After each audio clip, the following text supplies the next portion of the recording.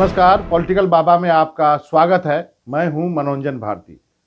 आज पॉलिटिकल बाबा में बात करेंगे बदलते हुए कांग्रेस की कि क्या कांग्रेस बदल गई है। जी हाँ, ये बहस इसलिए ज़रूरी है कि पंजाब में कांग्रेस ने अपना संकट सुलझा लिया है। आज नवजोत सिंह सिद्धू जो है, उन्होंने प्रदेश अध्यक्ष का पदभार संभाला, लेकिन उससे पहले कैप्टन अमरिंदर सिंह के घर भी गए। कैप्टन अमरिंदर ने आज पंजाब के सभी विधायकों, सांसदों और वरिष्ठ नेताओं को बुलाया था, जिसमें कि नवजोत सिंह सिद्धू भी शामिल हुए और उसके बाद सब साथ गए पार्टी दफ्तर, जहां पर सिद्धू ने पंजाब प्रदेश कांग्रेस का अध्यक्ष पद संभाला। एक अच्छी शुरुआत कर सकते हैं दोनों के बीच। उम्मीद करते हैं कि तारतम्य और ये सुलह इसी तरह बरकरार रहेगा, लेकिन कब तक बरकरार रहेगा ये नहीं कह सकते। मैं इसका जिक्र इसलिए भी कर रहा हूं कि नवजोत सिंह सिद्धू को पंजाब प्रदेश कांग्रेस के अध्यक्ष बनाने के पीछे प्रियंका गांधी और राहुल गांधी का हाथ बताया जाता है। माना जाता है कि ये उन्हीं के वजह से हुआ और वो एक सिग्नल देना चाहते हैं उन नेताओं को जो कि अपनी राजनीतिक पारी कांग्रेस में खेल चुके हैं। खासकर कैप्टन अमरिंदर सिंह की बात करें तो राजीव गांधी के साथ दून स्कूल में रहे, उसके बाद लंबे समय तक रहे और जब अगले साल पंजाब में चुनाव होगा तो उनकी उम्र 80 साल हो चुकी होगी। तो क्या ये कांग्रेस में बदलाव है? और सबसे बड़ा बदलाव ये है जिसकी चर्चा करना यहाँ सबसे जरूरी है कि सिद्धू करीब एक दशक से ज़्यादा समय तक बीजेपी में रहे। बीच में उनके आम आदमी पार्टी में जाने की भी चर्चा होती रही, लगा कि वो जाएंगे, कभी लगा नहीं जाएंगे, लेकिन फिर कांग्रेस में आए और आज उनको कांग्रेस की कमान पंजाब में सौंप दी गई है, जो कि अगले साल वहाँ चुनाव होने हैं और कहा जा रहा है कि कांग्रेस सबसे अच्छी स्थिति में है। तो क्या हम ये माने कि कांग्रेस में वो युग जो सोनिया गांधी का युग था और जिसमें उनके राजनीतिक सचिव अहमद पटेल होते थे, वो गुजर गए, वो दौर जहां पर कि डायलॉग होता था, रूठने मनाने का दौर जिसको आप कह सकते हैं, एक प्रिकॉशन भी होता था, सावधानी बरतने का दौर होता था, फिर उसके बाद फिर गिले शिकवे दूर करके फिर से मेल मिलाप की बात होती थी। क्या कांग्रेस में वो दौर निकल चुका है जिसके कर्ता धर्ता या आर्किटेक्ट आप कह सकते हैं अहमद पटेल को माना जाता था, क्योंकि सारी मीटिंग्स वही करते थे और सोनिया गांधी फाइनल करती थी। कैप्टन अमरिंदर सिंह या पंजाब के मामले में यह हुआ कि कैप्टन आए, वो मिलते थे सोनिया गांधी से, सिद्धू आते हैं, वो मिलते हैं प्रियंका गांधी से, फिर फोटो ट्वीट करते हैं। अब क्या ये माने कि सोनिया गांधी ने एक तरह से मान लिया है कि अब पार्टी के बड़े फैसले प्रियंका और राहुल ही लेंगे, क्योंकि जिस ढंग से नवजोत सिंह सिद्धू को पंजाब भेजा गया, कई लोगों ने कहा कि क्या पुराने कांग्रेसी जो 40-40 साल से कांग्रेस में रहे उनको तरजीह क्यों नहीं दी गई? एक ऐसे आदमी को जो 10 साल से ज़्यादा समय तक बीजेपी में रहा, उसको क्यों अध्यक्ष पद बनाया गया? ये पहला मौका नहीं है, आपको बता दूं कई और मामले भी हैं। जैसे कि आप देखिए, नाना पटोले बीजेपी से आए, करीब 3 साल पहले कांग्रेस में, अभी महाराष्ट्र कांग्रेस के अध्यक्ष हैं और बड़ी मजबूती से अपनी बात रखते हैं। कभी कभी उनके बयान से लगता है कि जो वहाँ पे अघाड़ी की सरकार है महाराष्ट्र में, वो कहीं बिखर न जाए। वो अपनी पार्टी को मजबूत करने की बात करते हैं। वो कहते हैं कि हम अपने दम पर सरकार बनाने की कोशिश करेंगे। ये भी कहा जा रहा है कि वो उद्धव ठाकरे के मंत्रिमंडल में शामिल होना चाहते हैं, उनको लगता है कि उनको जगह मिलनी चाहिए। लेकिन यही नाना पटोले कुछ सालों पहले तक बीजेपी के सांसद रह चुके हैं, लेकिन आज उनको कांग्रेस की कमान महाराष्ट्र में सौंप दी गई, उन तमाम नेताओं को दरकिनार करते हुए जिन्होंने अपनी पूरी जिंदगी कांग्रेस में लगा दी महाराष्ट्र में। क्या ये नया संकेत नहीं है? एक और उदाहरण देता हूं, रेवंत रेड्डी, इनको बनाया गया है तेलंगाना का प्रदेश कांग्रेस अध्यक्ष। अब इनका थोड़ा बैकग्राउंड चेक करेंगे तो ये आते हैं अपने जो छात्र जीवन में एबीवीपी, जो बीजेपी की छात्र यूनिट है, अखिल भारतीय विद्यार्थी परिषद, उससे जुड़े हुए हैं।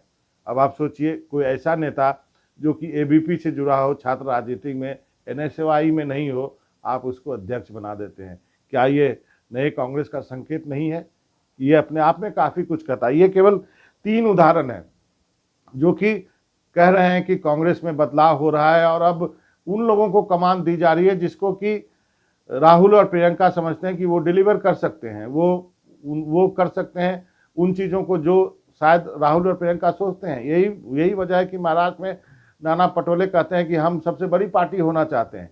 हालांकि कई लोग ये मानते हैं अघाड़ी में तीनों दलों की जो सरकार है उसके रचयिता शरद पवार हैं, और चूंकि तीनों दल अलग अलग लड़े हैं इसलिए उनके बीच में सामंजस्य कभी बनता है, कभी टूट जाता है, कभी लगता है सरकार गिर जाएगी, कभी लगता है कि सरकार में बहुत खींचतान है। लेकिन ये बात भी सच है कि नाना पटोले हैं आज के दिन कांग्रेस के अध्यक्ष महाराष्ट्र में, उसी तरह रेवंत रेड्डी भी हैं तेलंगाना में बनाए गए हैं। तो ये क्या संकेत है यदि कैप्टन अमरिंदर सिंह को, जैसे अंग्रेजी में कहते हैं ना, कट टू साइज कर दिया गया, मतलब उन्हें बोल दिया गया कि आप चीफ मिनिस्टर रहिए, अब जो पूरा शो जो है वो नवजोत सिंह सिद्धू चलाएंगे। और आज जो अध्यक्ष बनने के बाद जो सिद्धू का भाषण था वो कुछ इसी ओर इंडिकेट कर रहा था, इशारा कर रहा था कि वो जो है पूरी चीज अपने कमांड में रखना चाहते हैं। तो क्या यही इशारा है अशोक गहलोत के लिए, क्योंकि वहां भी काफी दिनों से एक सुगबुगाहट चल रही है। सचिन पायलट लगातार जो है वो अपना दावा मजबूत कर रहे हैं, उनको अध्यक्ष पद से हटा दिया गया, ढेर सारा राजनीतिक ड्रामा हुआ, उसके बाद आखिरकार अशोक गहलोत जीते वहां पे एक तरह से उस लड़ाई को, लेकिन वो मामला अभी खत्म हुआ नहीं है। तो क्या आने वाले दिनों में हम देखेंगे कि क्या कुछ ऐसा ही चीज जैसे सिद्धू के साथ हुआ, चाहे बाकी जगह हुआ, क्या राजस्थान में भी हो सकता है? क्या संकेत है ये अशोक गहलोत के लिए? उसी तरह यदि हम दक्षिण की बात करें, केरल की बात करें, ओमन चांडी जो है अभी तक कांग्रेस के बड़े नेता, पूर्व मुख्यमंत्री रहे, लेकिन अब वहां पे भी रमेश चन्नीथैला जैसे लोग जो हैं वो अपनी दावेदारी मजबूत कर रहे हैं, और खुद राहुल गांधी वहां से सांसद है। कहा जा रहा है कि आने वाले दिनों में वहां भी यह तय हो जाएगा कि अगला नेता कौन होगा। ओमन चांडी के बजाय हो सकता है आप रमेश चन्नीथैला को देखें वहां पर कांग्रेस के नेता के रूप में। ये बदलाव संभव है। इसी तरह कहा जा रहा है कि कर्नाटक में सिद्धारमैया और हरियाणा में भूपेंद्र सिंह हुड्डा, इन सब को भी अब सोचना पड़ेगा कि उनके लिए क्या उचित है, क्या एक नया अल्टरनेटिव खड़ा करने की कांग्रेस कोशिश कर रहा है। खासकर यदि कांग्रेस में कहें तो राहुल और प्रियंका की बात मैं कर रहा हूं। दिल्ली के नेताओं की बात करें, जो G23 जो एक ग्रुप ऑफ तेईस थे जिन्होंने चिट्ठी लिखी थी कि पार्टी में डेमोक्रेसी होनी चाहिए, पार्टी में चुनाव होना चाहिए, ढेर सारी शंकाएं जाहिर की थी। जब पार्टी चूंकि अच्छा नहीं कर रहा है तो ये सब जो है बातें होती रहती है। तो क्या भविष्य है कांग्रेस में गुलाम नबी आज़ाद का, कपिल सिब्बल का? मैंने पिछले दिनों कपिल सिब्बल का इंटरव्यू किया था, जब मैंने उनसे पूछा कि पंजाब में जो कुछ घट रहा है उस पर आप क्या कहेंगे, तो उन्होंने कहा कि मैं कुछ नहीं बोल सकता, मुझे कभी कंसल्ट नहीं किया गया, मुझे कोई ज़्यादा जानकारी नहीं है कि यहाँ पे हो क्या रहा है। तो निश्चित रूप से आप कह सकते हैं कि एक नए दौर की शुरुआत कांग्रेस में हो रही है, जहाँ पे कपिल सिब्बल जैसे पुराने नेता जो कि लगातार कांग्रेस पार्टी में रहे, केंद्रीय मंत्री भी रहे, गुलाम नबी आज़ाद जिनके पास आज संकट है कि राज्यसभा में कहाँ से आएंगे, कोई जगह नहीं है उनके पास राज्यसभा में आने के लिए। राज्यसभा में वो नेता होते थे विपक्ष के, अभी मल्लिकार्जुन खड़गे को बना दिया गया है जो कर्नाटक से आते हैं। तो ये बड़ा संकट है वहाँ पर कि अब इन सब नेताओं का भविष्य क्या होगा। ऐसे में कहा जा रहा है कि इंतजार कीजिए, कुछ दिनों में जैसे कि आपको पंजाब में देखने को मिला, जैसे आपको महाराष्ट्र में आप देख रहे हैं, जैसा आप आंध्र प्रदेश में देख रहे हैं, आने वाले दिनों में आप जो बड़े नेता जो कहते हैं, जो कांग्रेस वर्किंग कमेटी के नेता है, गुलाम नबी आज़ाद जैसे नेता या आनंद शर्मा जैसे नेता, इनके भविष्य पर भी जो एक सवालिया निशान लगा हुआ है उसके बारे में भी फैसला कर लिया जाएगा। हालांकि अभी नए कांग्रेस अध्यक्ष का चुनाव होना है, उसके बारे में स्थिति साफ नहीं है। प्रियंका गांधी उत्तर प्रदेश को एक तरह से महासचिव हैं, तो वो अपना ज़्यादा वक्त उत्तर प्रदेश को दे रही हैं।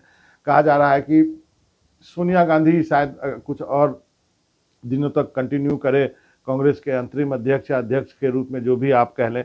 लेकिन ये सारी चीज़ें जो घटनाएं घटी है वो एक संकेत करती है कि कांग्रेस में काफ़ी कुछ बदलने वाला है, और ये एक संकेत है नए कांग्रेस की, जिसमें कि आप कह सकते हैं कि सोनिया गांधी धीरे धीरे नेपथ्य में जा रही हैं और राहुल और प्रियंका आगे आते जा रहे हैं।